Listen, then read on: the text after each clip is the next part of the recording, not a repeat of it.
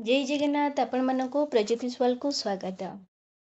प्रत्येक वर्ष प्रभु जगन्नाथ को 15 दिन ज्वर होता है। आउ यही 15 दिन पुरी मंदिर आमर बंद होता है। यार अर्थ माने पुरी मंदिर रे भगवान का दर्शन महाप्रभुंकर दर्शन यही 15 दिन बंद होता है। कौन पाई बंद होता है जे यही 15 दिन भगवान कर सेवा करा जाए जहाँ द्वारा सी जल्दी सुस्थ हो जातु से जल्दी निरोग हो जातु जहाँ द्वारा प्रभु को आम दर्शन कर परिबा आ प्रभु को माने सी आम भक्त प्रभु पाखु जापर और प्रभु भक्तर कथा मध्य शुणी पारे। तेणु प्रत्येक वर्ष पुरी मंदिर 15 दिन माने प्रभुंकर महाप्रभुंकर आम कालिया सान्तंकर दर्शन बंद होता है। कौन पाई जे तांकु ज्वर होता है। ज्वर केमिति होता है तो ज्येष्ठ मास पूर्णिमा बा देव स्नान पूर्णिमा दिन माने अत्यधिक गरम हेतु कौन करा जाए से दिन प्रभु कौन करती उभय माने महाप्रभु कालिया सान्त तांको सहित तांको बड़ भाई बलभद्र भौणी सुभद्रा कौन करती तांको करा जाए 108 गरा सुबासित जल रे तांको स्नान करा जाए जहाँ द्वारा एबे 3 देवता देवी कौन करती तांको देह खराब हो जाए जहाँ द्वारा तांको अणसर घरे रखा जाए। तांको 15 दिन पई ज्वर हो जाए तेणु तांको अणसर घरे रखा जाए आउ सेही 15 दिन पई प्रभुंकर दर्शन मिले नहीं। ता सहित प्रभुंकर रोषई मध्य तैयारी हवा मध्य बंद होता है कारण ए समय विभिन्न प्रकार भगवान उपचार करा जाए विभिन्न प्रकार प्रभु को औषध आउ खाद्यर भोग लगे। तो तेणुक से 15 दिन जिते प्रभु ठीक हो न था प्रभु पाखे महाप्रसाद न लगे भक्त पाखु केमती महाप्रसाद आसो तेणुक आसे ना। तो से 15 दिन प्रभु को ज्वर होता है आंकरी सेवारे दैतापति माने लगी था। तो कौन पाई प्रभु को 15 दिन ही ज्वर होता है तार गोटे बड़ पौराणिक कहानी रही।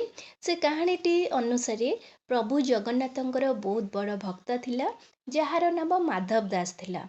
सीए तार सारा जीवन प्रभु को माने प्रभु को से समर्पण कर देतिला। प्रभु को माने निज मोह माया को छाड़ी प्रभुंकर नाम जप करथिला आउ तांकू से सखा निजर बंधु भावे मध्य ग्रहण करथिला महाप्रभु को।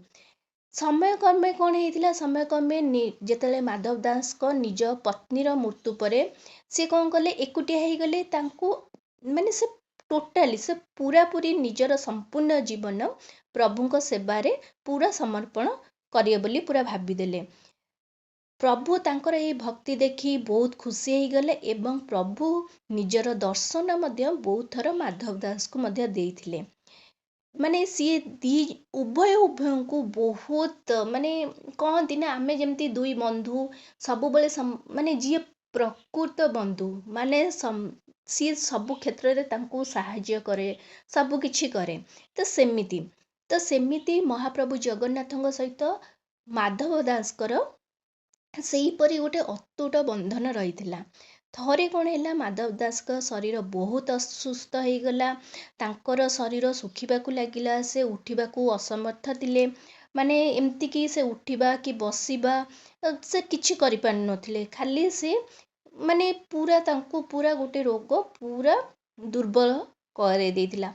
सी एते माने देह खराब हेले मध्य काहाठारु साहाय्य नै नथिले किए जदि साहाय्य करिबाकू जदि कुए से कहते प्रभु मोर साहाय्य करिवे दिन यही माने से सही कथा कहते प्रभु मोर साहाय्य करिवे मोर सखा मते साहाय्य करिवे मोर कौनसी साहाय्य लोड़ा नहीं एमिति कहबा द्वारा दिनकू दिन तांकर रोग बढ़िबारे लागिला। सेतेबेले स्वयं जगन्नाथ स्वयं महाप्रभु तांकर सेवा करथिले। प्रभुंकर सेवा द्वारा धीरे धीरे माधव दास कौन होते सुस्थ हो जाते जो दिन भगवान माने माधव दास सुस्थ टिके हो गले से टिके कथा कहबाकू समर्थ हेले कथा कहि पारले सेही दिन से प्रभु को पचारे हे प्रभु आपण तो जगतर नाथ आपण तो माने जहाँ चाहिए ताहा कर परिवे आपण कौन पाई मो शरीर एकाथरे ठीक कलेनी एमिति आपण मोर सेवा करथिले आपण जदि एकाथरे मो देहटा ठीक कर देई थांते ना आपण को माने मोर सेवा भी करने को पड़ी न थांता। ଏଇ କଥା ଶୁଣି ପ୍ରଭୁ ଜଗନ୍ନାଥ କ'ଣ କରିଥିଲେ, ତାଙ୍କୁ ହସିକରି ଉତ୍ତର ଦେଇଥିଲେ, ତୁମେ ଏଇ ଜନ୍ମରେ ଯଦି ଏହି ଦୁଃଖକୁ ଭୋଗ ନ କର ତାହେଲେ ତମକୁ ଆଉ ଗୋଟେ ଜନ୍ମ ନେଇକରି ଏଇ ଦୁଃଖକୁ ପୁଣି ଭୋଗିବାକୁ ପଡ଼ିଥାନ୍ତା, ଯାହା ମୁଁ ଚାହୁଁନଥିଲି। ତେଣୁକରି ମୁଁ ତୁମର ସେବା କଲି, ଆଉ ତମେ ତମର ନିଜର ଦୁଃଖ ଭୋଗ କଲ। ଏବେ ବି ତୁମର ଆହୁରି 15 ଦିନର ଦୁଃଖ ଭୋଗିବାକୁ ବାକି ଅଛି, ଯାହାକୁ ମୁଁ ନିଜ ଉପରକୁ ନେଇଯାଉଛି। ଆଉ ତମର ଦେହ ଆଜିଠୁ ଠିକ୍ ହେଇଯିବ। ଆଉ ଯାହା ମାନେ ସେଇ ତାଙ୍କ ଦୁଃଖଟା ମାନେ ମାଧବ ଦାସଙ୍କ ମାନେ ଯେଉଁ ରୋଗଟା ସେ ନିଜ ଆଡ଼କୁ ନେଇଗଲେ 15 ଦିନର, ଯାହାଦ୍ୱାରା ପ୍ରଭୁଙ୍କୁ ମଧ୍ୟ 15 ଦିନ ପାଇଁ ତାଙ୍କ ଦେହ ଖରାପ ହୁଏ, ତାଙ୍କୁ ଜ୍ୱର ହୁଏ, ଆଉ ତାଙ୍କୁ ଅସୁସ୍ଥ ମଧ୍ୟ ହୋଇଥାନ୍ତି ମହାପ୍ରଭୁ। ଏଇଟା ଗୋଟେ ସୁନ୍ଦର କାହାଣୀ ଥିଲା, ଯାହାକି ପୌରାଣିକ ମତ ଅନୁସାରେ କାହାଣୀ ଥିଲା ପ୍ରଭୁ ଜଗନ୍ନାଥ କ'ଣ ପାଇଁ 15 ଦିନ ପାଇଁ ଜ୍ୱରରେ ପଡ଼ିଥାନ୍ତି। ଆଶା କରୁଛି ଏହି ସମୟ ହେଉଛି ପ୍ରଭୁଙ୍କର ସମୟ। ଏହି ସମୟ ପ୍ରଭୁଙ୍କର ସମୟ। ପ୍ରଭୁଙ୍କର କଥା ଶୁଣି ଆପଣଙ୍କୁ ବହୁତ ଖୁସି ଲାଗିଥିବ। ଆଶା କରୁଛି ଭିଡ଼ିଓଟି ଆପଣମାନଙ୍କୁ ବହୁତ ପସନ୍ଦ ଆସିଥିବ। ଯଦି ଆସିଛି ତାହେଲେ ଏହି ଚ୍ୟାନେଲକୁ ଜଲ୍ଦି କରି ଲାଇକ୍, ସେୟାର, ସବସ୍କ୍ରାଇବ୍ କରିଦିଅନ୍ତୁ। ନମସ୍କାର।